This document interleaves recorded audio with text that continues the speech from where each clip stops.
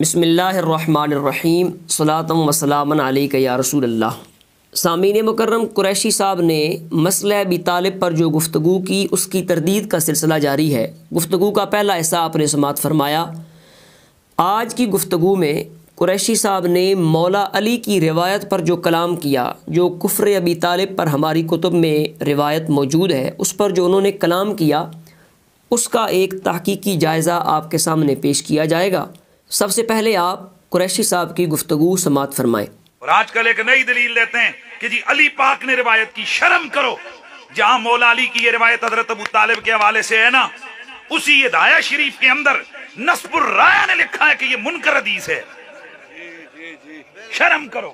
تو آپ نے سنا، قریشی صاحب کہہ رہے تھے جی آج کل ایک نئی دلیل لیتے ہیں، جی علی پاک نے روایت کی ہے، اور پھر وہ کہتے ہیں شرم کرو کہ جہاں ہدایہ میں یہ روایت لکھی ہے اسی کے تحت نصب الرایہ میں لکھا ہے کہ یہ منکر روایت ہے۔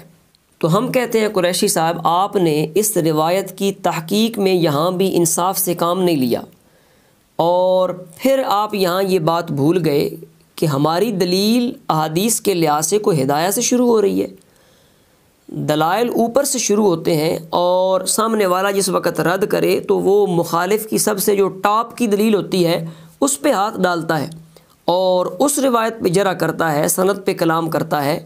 تو سب سے پہلے آپ ہماری جو اوپر کی روایات ہیں، اعلیٰ درجے کی ہیں سند کے لحاظ سے، تو آپ ان کی طرف آئیں، ان روایات کو دیکھیں۔ ہدایہ کا نمبر تو ڈھیر سارا بعد میں آتا ہے، وہ تو ہدایہ تو کتاب ہی فقہ کی ہے۔ ایک یہ مہربانی فرمائیں، دلائل کا رد کرتے وقت درجات کا جو لحاظ ہے اسے مد نظر رکھیں۔ دوسرے نمبر پر سامعین مکرم، اگر آپ توجہ فرمائیں تو قریشی صاحب کی گفتگو سے تاثر یہ ملتا ہے کہ جیسے ہمارے کوٹے میں مولا علی سے جو روایت ہے وہ فقط ایک ہی ہے، اور وہی جو ہدایہ میں موجود ہے۔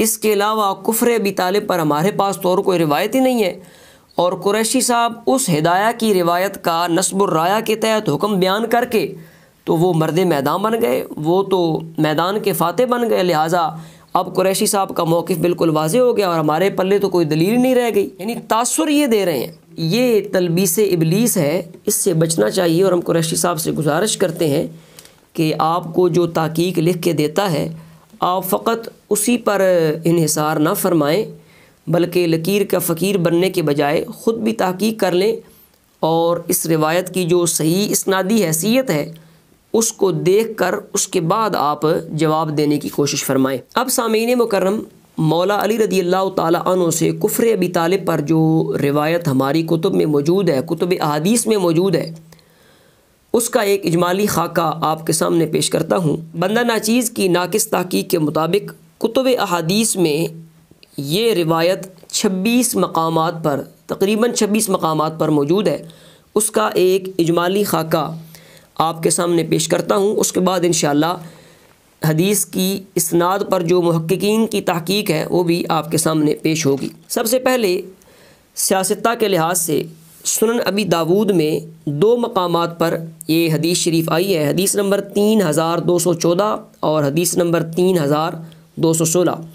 اس کے بعد سنن نسائی میں ایک جگہ پر یہ حدیث شریف موجود ہے اور نمبر ہے 190۔ اس کے بعد مصنف ابن ابی شیبہ میں 4 مقامات پر یہ حدیث شریف موجود ہے، حدیث نمبر 11267، حدیث نمبر 11926، حدیث نمبر 11970 اور حدیث نمبر 32752۔ چوتھے نمبر پر مصنف عبدالرزاق میں 2 مقامات پر یہ حدیث شریف موجود ہے، حدیث نمبر 9935 اور 9936۔ پانچویں نمبر پر السنن الکبریٰ للبیہقی میں یہ حدیث پاک 4 مقامات پر موجود ہے، حدیث نمبر 1452، 1453، 1455 اور 6666۔ المعجم الاوسط میں 2 مقامات پر یہ حدیث موجود ہے، 549 اور 6322۔ جامع الاحادیث للسیوطی میں یہ حدیث شریف 2 مقامات پر موجود ہے، 34684 اور 34685۔ اس کے بعد کنز العمال میں 4 مقامات پر یہ حدیث پاک موجود ہے، 36383، 37871، 37872 اور 37873۔ 9ویں نمبر پر مسند ابی یعلا میں ایک جگہ یہ حدیث پاک موجود ہے، نمبر ہے 424۔ 10ویں نمبر پر مسند امام احمد بن حنبل میں 3 مقامات پر یہ حدیث شریف مولا علی سے جو روایت ہے موجود ہے، نمبر ہے 807، 1074 اور 1093۔ اسی طرح دلائل النبوہ للبیہقی میں یہ ایک جگہ پر باب وفات ابی طالب کے تحت مولا علی سے روایت موجود ہے۔ تو کل یہ روایات 26 ہیں۔ اب سامعین مکرم، ان احادیث کی جو اسنادی حیثیت ہے وہ آپ کے سامنے پیش کرتا ہوں، اور قریشی صاحب سے گزارش ہے کہ وہ توجہ کے ساتھ گفتگو کو سماعت کریں اور اپنی اصلاح کریں۔ سب سے پہلے جو سیاستہ کے اندر روایات ہیں ان کا حال آپ دیکھ لیں۔ سنن ابی داود کے اندر جو روایت مولا علی سے مروی ہے عدم ایمان ابی طالب پر، صفحہ نمبر 655 ہے، حدیث کا نمبر 3214۔ عن علی قال قلت للنبی صلی اللہ تعالیٰ علیہ وسلم ان عمک الشیخ الضال قد مات قال اذهب فواری اباک ثم لا تحدثن شيئا حتى تأتيني فذهبت فواریته وجئته فامرني فاغتسلت ودعا لي۔ حضرت علی فرماتے ہیں کہ میں نے رسول اللہ صلی اللہ تعالیٰ علیہ وآلہ وسلم سے عرض کی کہ آپ کا گمراہ چچا مر گیا ہے۔ حضور علیہ السلام نے فرمایا جاؤ جا کے اپنے باپ کو مٹی میں چھپاؤ اور پھر تم کسی سے کوئی گفتگو نہ کرنا یہاں تک کہ میرے پاس آؤ۔ تو میں گیا اور جا کے انہیں مٹی میں چھپایا، اور جب واپس آیا تو حضور علیہ السلام نے مجھے غسل کرنے کا حکم فرمایا اور میرے لیے دعا کی، اور بعض روایات میں ہے کہ مجھے حضور علیہ السلام نے دعائیہ کلمات سکھائے۔ تو اس حدیث کی سند میں محقق نے لکھا ہے کہ یہ حدیث حسن درجے کی ہے۔ دوسرے نمبر پر سنن النسائی کے اندر جو مولا علی سے عدم ایمان ابی طالب پر روایت مروی ہے، صفحہ نمبر 50، حدیث کا نمبر 190 ہے۔ عن علی انہ اتى النبی صلی اللہ تعالیٰ علیہ وسلم فقال ان ابا طالب مات فقال اذهب فوارہ قال انہ مات مشرکا قال اذهب فوارہ فلما واریتہ رجعت الیہ فقال لی اغتسل۔ تو اب یہ مولا علی سے روایت مروی ہے۔ اس کی تخریج میں بھی محقق نے لکھا ہے اسنادہ حسن۔ اس کے بعد تیسرے نمبر پر السنن الکبریٰ للبیہقی کی حدیث نمبر 6666 ہے، اور کچھ الفاظ اختتام پر زائد ہیں، اور وہ یہ ہیں ثم دعا لی بدعوات ما یسرنی ما علی الارض بہن من شیء۔ اس حدیث کے تحت بھی محقق نے لکھا ہے صحیح لغیرہ۔